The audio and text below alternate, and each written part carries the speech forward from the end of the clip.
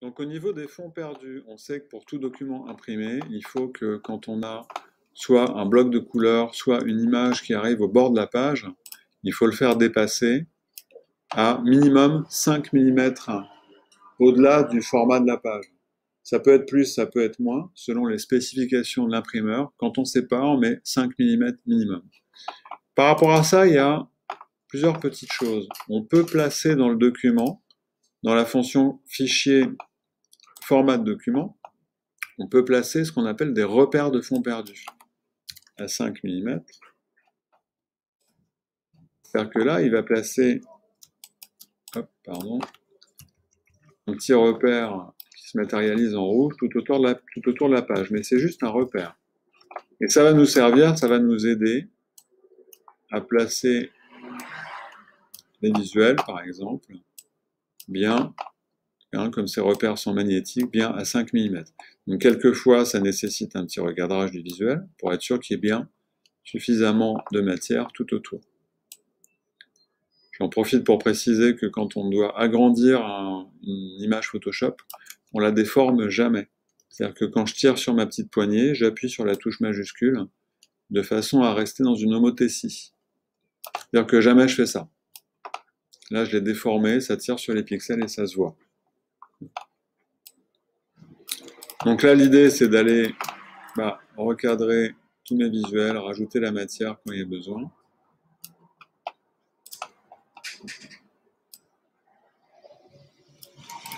Je vais faire ça sur tout mon document.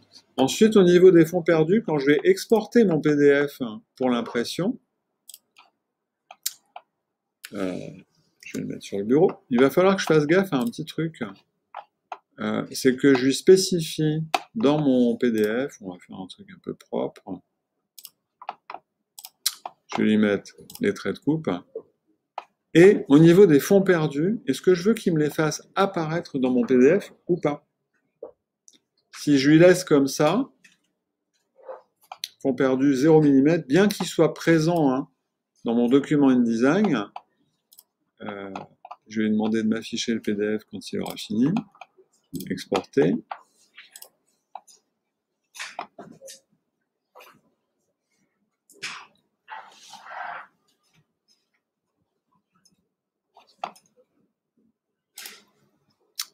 Il met un peu de temps. Vous pourrez couper un peu la vidéo.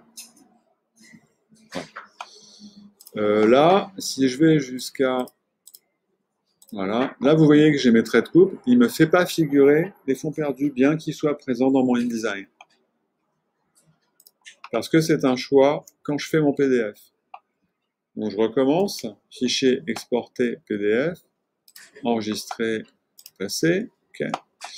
Et là, dans mes fonds perdus, je peux soit lui mettre à la main, lui dire fais-moi apparaître 5 mm de fonds perdus, soit, ce qui est encore plus pratique, je peux utiliser les paramètres de fonds perdus du document.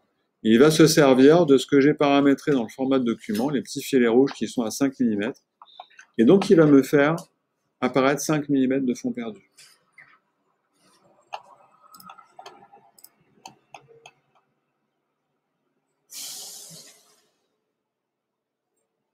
C'est bien, vous avez même le bruit des bus. C'est parfait.